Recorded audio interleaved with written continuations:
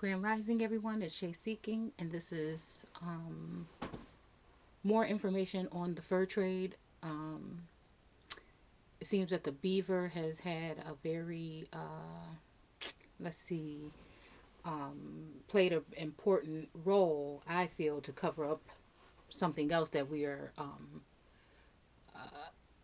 talking about, okay, when it comes to the fur trade. Again, to each his own. I'm never here to tell you what it is, what it ain't. I'm just simply sharing with you what it looks like to me. So we're going to read another article about the fur trade, and it's referring to, I guess, in Canada or other places in the Americas that would be, closer to that area. So it says fur traders. Shortly after Europeans began sailing to Canada to explore and to fish. Again, yeah, I'm pretty sure they had fish wherever they came from, so I know they wouldn't come all the way here just to get fish. Again, it's reminding me of being fishers of men when it comes to the biblical text, and yeah, and how um, there have been original people that have been snared, hook, line, and sinker since the beginning of times with these people. Um, so again, they found out that Canada was a land with many fur bearing animals. Again, the fact that we're using fur bearing and we use seed bearing and we use all these other terms in the biblical text, I'm just saying. It says when the explorers and the fishers began trading with Aboriginal peoples for fresh food. And then again, the Bible refers to people as being food. Again, I don't necessarily think it is always talking about the eating or cannibalism in a sense. Again, does cannibalism even think what mean what we think that it means? Because I've done the research on that word, and I'm just saying, okay, in etymology. But again, I think of still food as substance, something that someone can feast on in order to preserve their lives. Even when we talk about fresh food, if we were looking at a biblical uh, way of looking at this, I would think about a new doctrine again. When we're talking in the scriptures about certain people taking and eating the scrolls and all these other things and made bitter or whatever, again, this could be a literal way of looking at it, but we don't see people eating scrolls. So I'm pretty sure that he's talking about consuming it or even just the information thereof. So, okay, like reading about some of the stuff like that I'm sharing with you guys over the past couple of days is disturbing and may make you sick to your stomach a little bit. So, again, they learned that the Aboriginal people had furs from the animals they hunted. Again, if we're talking about the Aboriginal people, this could be talking about like how they said they came and they found cannibals here. Again, who knows if these people were skinning people or doing different things like this. I wasn't there, but again, throughout the story, I see that there's other people that actually have done this and are still doing this to this day. So again, this could be referring to, again, I'm not biased. It could be referring to also furs or scalping. Okay, just when people, Aboriginal people might have been scalping people.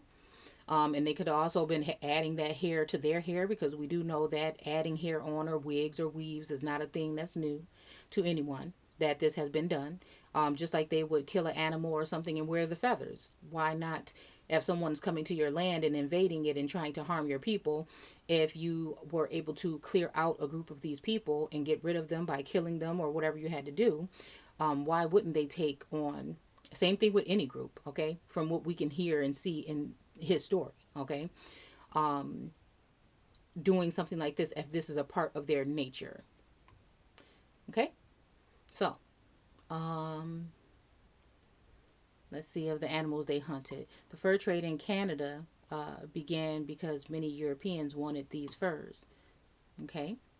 And then also, are we talking about the Aboriginal people? Are we talking about the native people that are going and doing this to the Aboriginals? Are we talking about the Aboriginals that were doing this to natives or Europeans because they were foreign there and they didn't want them there? And whatnot. Who knows? Okay.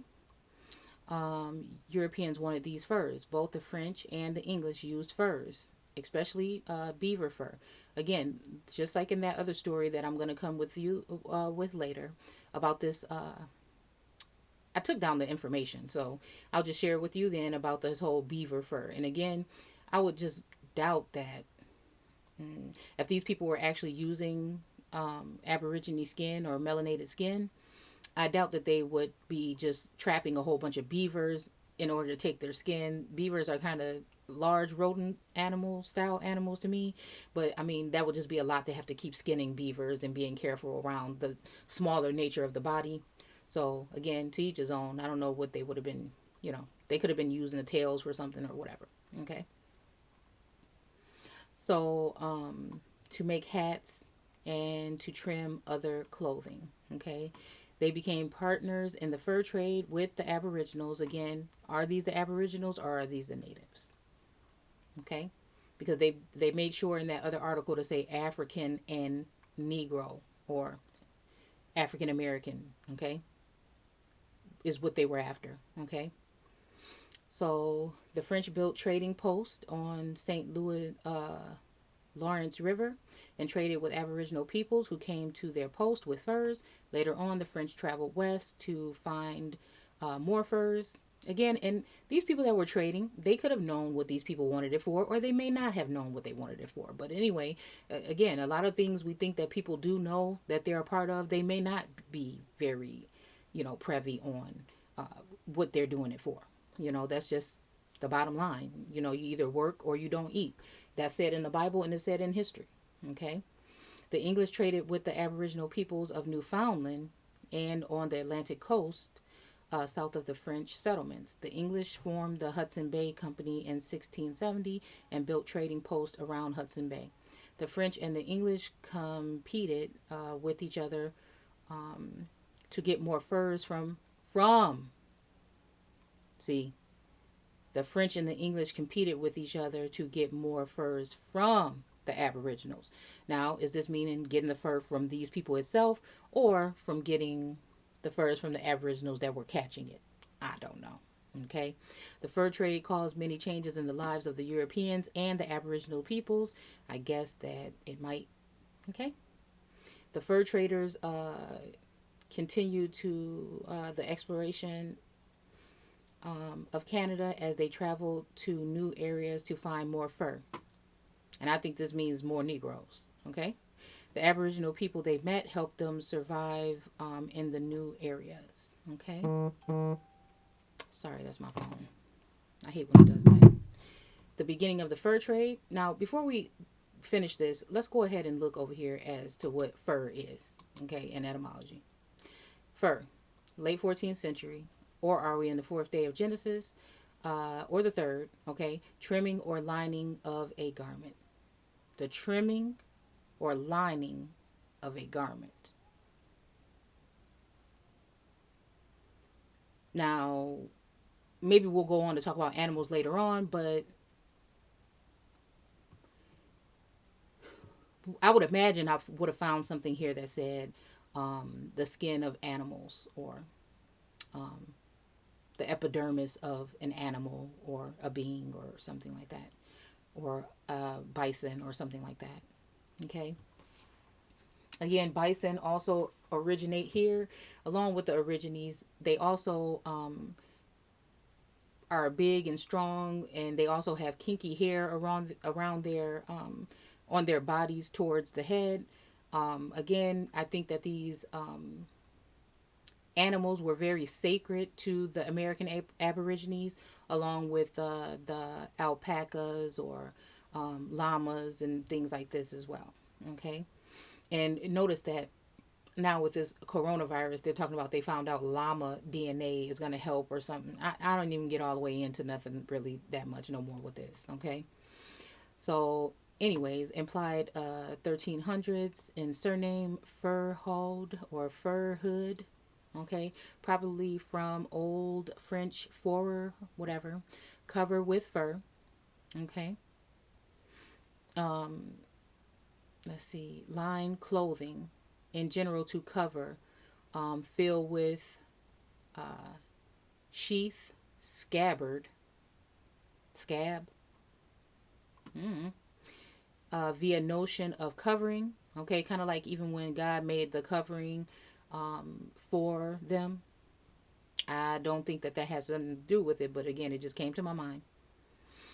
Um, let's see, from Frankish, fodder, or oh, this is that last name that I just saw when we were doing that whole thing with.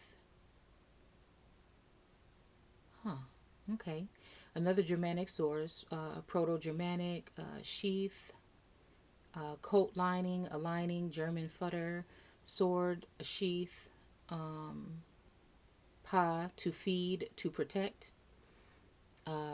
First applied in the 1400s to the hairy pelt of an animal. Okay.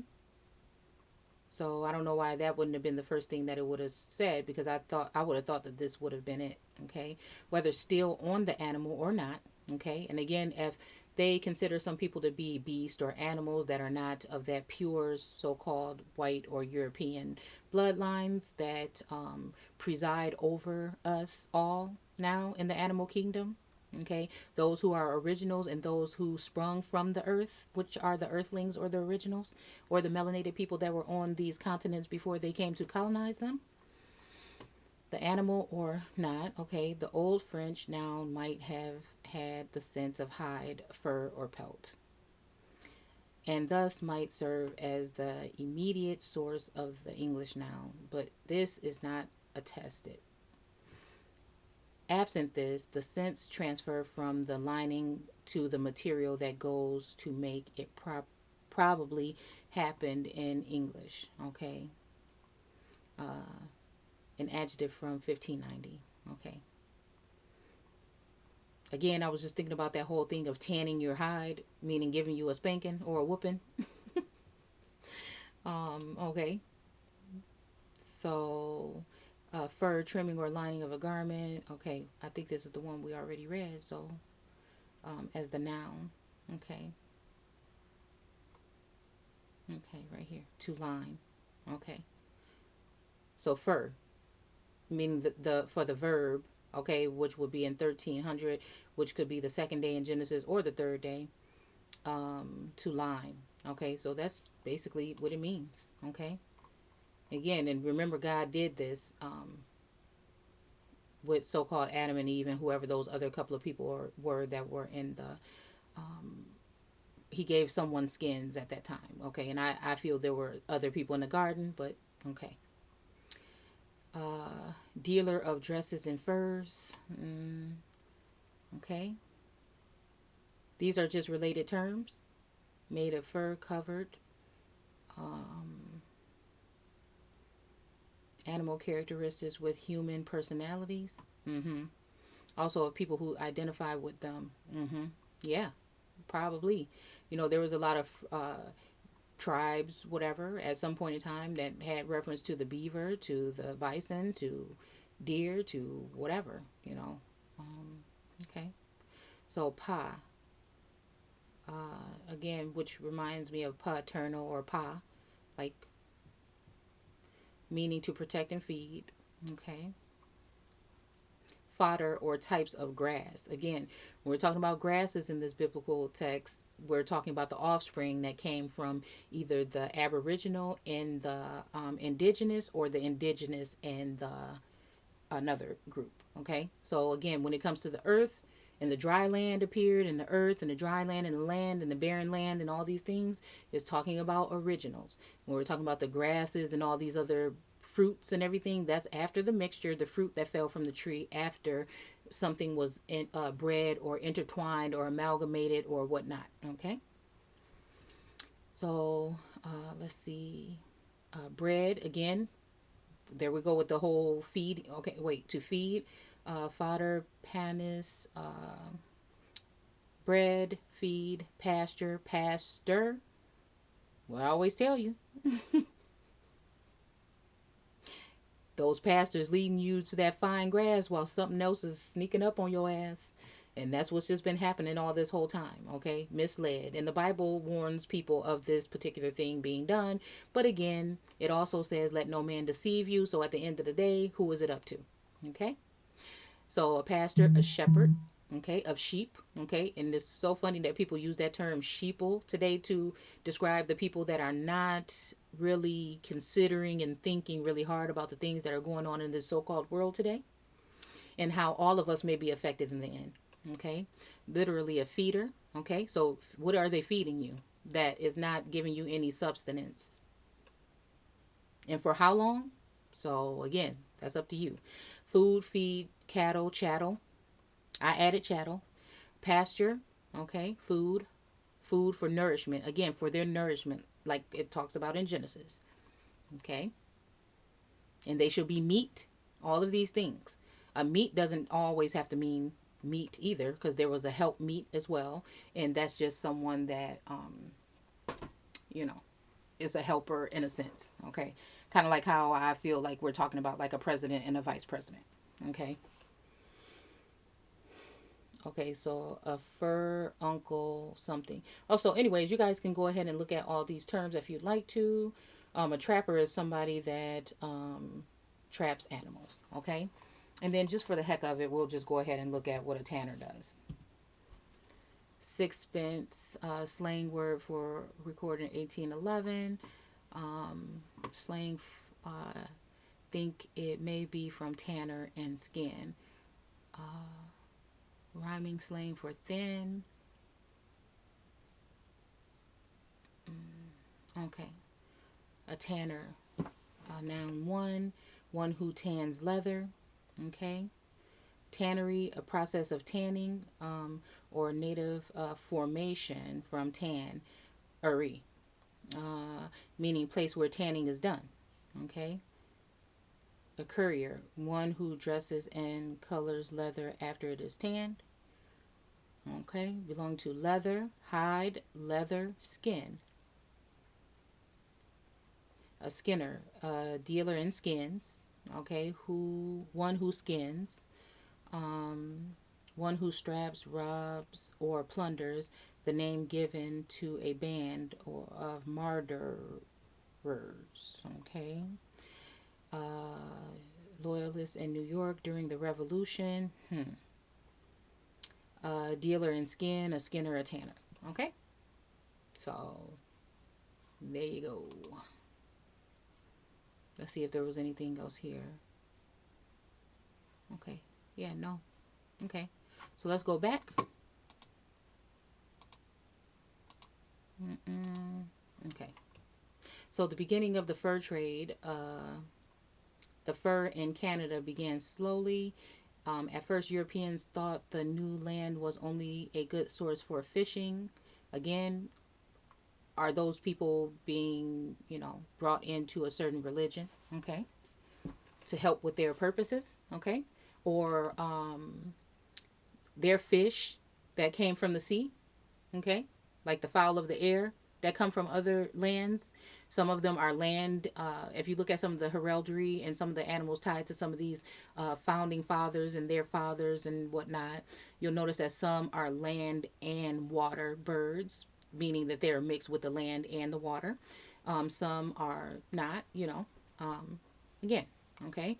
So again, I'm thinking when they were saying that when we're talking about fishing, it's also talking about the indigenous people that the missionaries were sent to give the message to the indigenous groups. That's what the term says about being a missionary. They're on a mission, okay, to plant religion on indigenous people who have not had one yet, that didn't practice religion or have a god in that sense, okay. So again, that can also be, the fish will be their children, that they are waiting for them to grow into something where they can have their own seed and they can produce their own groups of people and then put them on a reservation to preserve that group, okay, so that they can be the face of the American original peoples and deceive people in the future, okay. So again, okay, many European fishers arrived, or could these be apostles, or could these be some type of, like I said, missionaries or something coming to bring the message, okay? like a Jesus, right? Because I believe that there was many of them. Okay, arrived each summer to fish the Grand Banks. Okay, some of them also. Now you gonna try and tell me somebody came all the way to from Europe? Okay, just to come every summer to go fish for just fish? That like they don't have fish over in off the banks of their lands closer. Okay, and again, this could be talking about local Europeans, but then again, still, okay. Some of them also sailed up the St. Lawrence River to fish. Fishers met Aboriginal peoples who lived near the ocean, or were these the people that they were trapping? And is Aboriginal the proper term to use for these people at this time? Oh, well, if we're talking about 1534, then yes. Okay. I don't know. Let's just keep reading. I tend to get ahead of myself. They began to trade metal. Okay. Again, think about metals. Um, I don't know. Like even what we did on that movie about that, the gate or whatever. We're talking about the metal is the thing to stop the um, black gods or the dead gods or whatever. Okay. And cloth goods for furs and fish, fresh meat. Okay.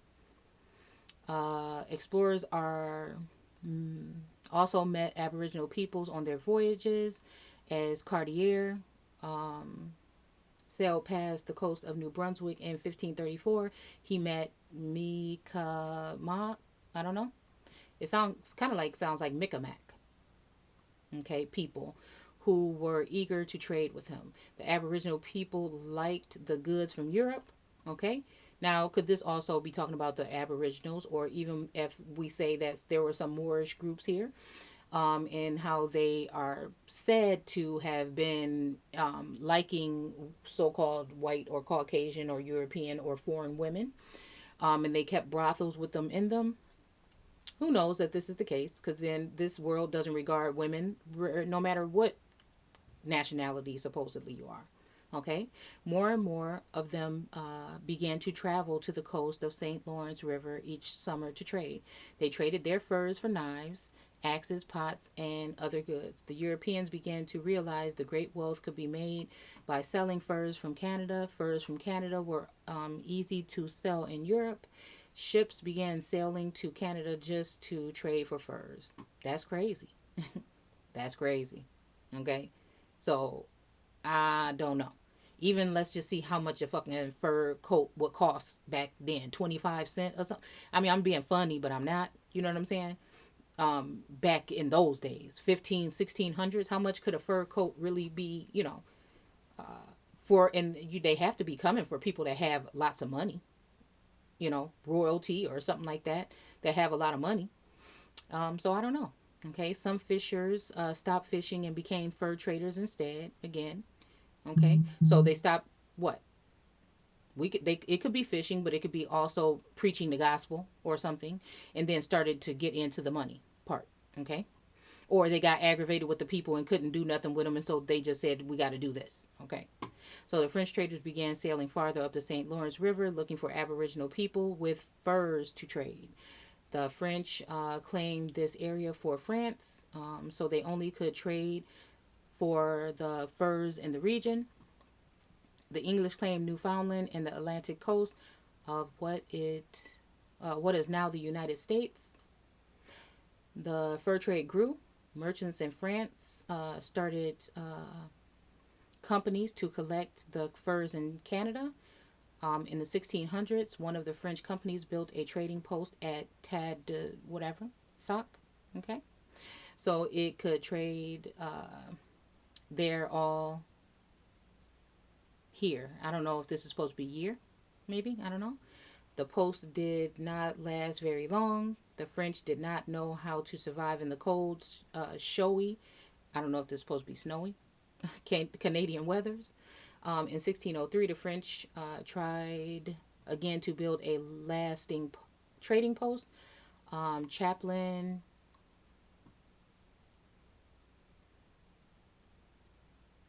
started a trading post settled on the East Coast. It was a little warmer there, and there were fewer traders competing for furs.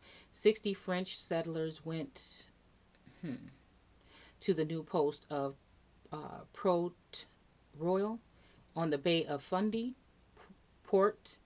Okay, I think that's what it's supposed to be. Okay, again, that wasn't me this time. Port Royal was the first French settlement in Acadia. Acadia includes, now, isn't this a biblical term? I don't know if it's Acadia, Arcadia. No, it's Acadia.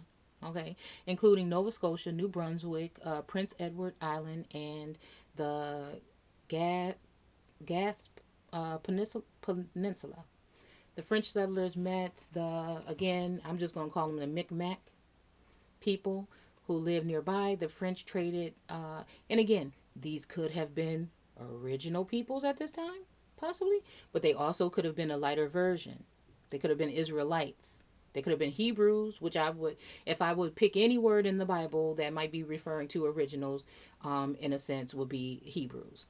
Okay, or the closest darker, because again, when he says in Genesis, let the earth join with the earth, that is talking about let the original of America join with a foreign origines. This could be the Moors. This could be any groups of other people. Again, but they would be foreign people, is what I'm saying. That's the difference. Okay. Um, Hence the fact that lots of Europeans, so-called white men, had darker skin. Sometimes they call them blackamoors or Moors with them when they came into places, and that's just it. Okay.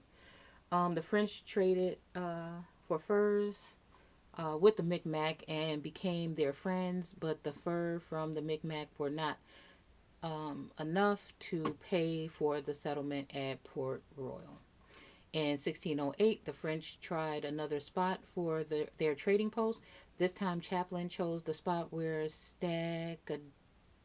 wait, Stadacona, I don't know, had once stood at Quebec.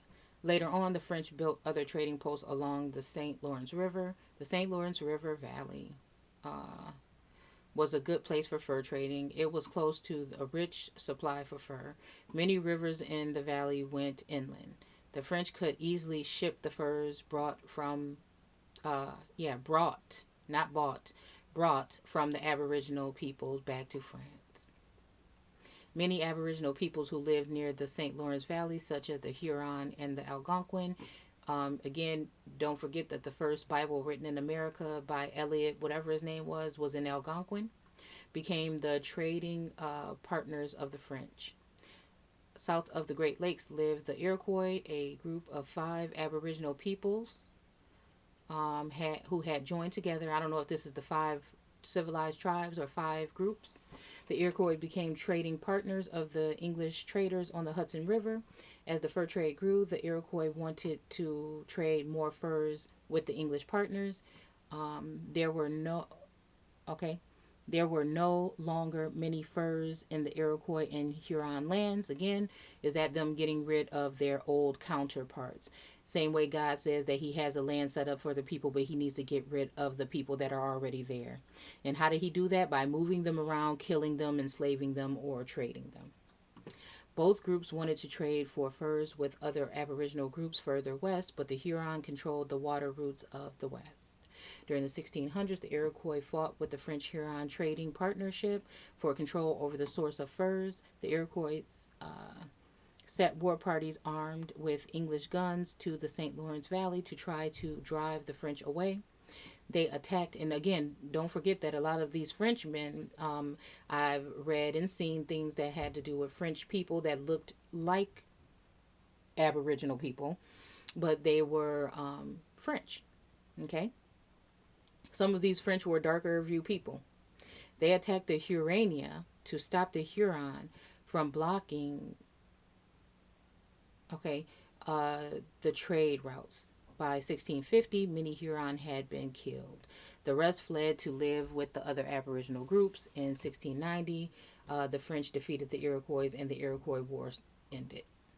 Okay. So Radisson and Gosselaar, I don't know, Pierre and his brother-in-law Med, uh, Medard were fur traders from Rivieras. Okay, They explored the area north of the Great Lakes looking for furs. The Aboriginal people they met told them that there were plenty of beavers further north toward the Hudson Bay. Again, are we talking about beavers or are we talking about something else? Okay. And by this time, this might have been tribes that moved all the way through and all the way up a long time ago because of the things that were going on in their lands. The partners traveled north and returned from their exploration with 60 canoes filled with furs. They expected a warm welcome. However, the officials at Quebec thought too many young men were leaving the settlement to live and trade with the Aboriginal people. They had decided that no one could trade furs without a license. Since Radisson and Goss, whatever his name is, had no trading license, they were fined and their furs were taken away. Um, they went to jail for a time. Radisson and Gross were angry. They sailed to England, where the king agreed to let them trade for furs around the Hudson Bay. In June 1668, they set off in two ships. Storms force, again, storms could be talking about literal storms, or they could be talking about someone with a heavy rain. Okay. Forced Radisson's ship to return to England, but Goslar's ship kept going. That year, his ship built a small trading post on the Hudson Bay in the Sprint.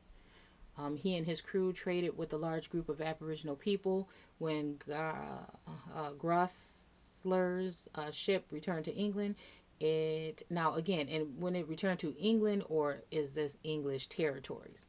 That's just always, I just ask myself that question. It carried a large cargo of furs. The English merchants were delighted with the rich furs. In 1670, they started the Hudson Bay Company. The king granted it the right to trade for fur in all the land drained by the rivers.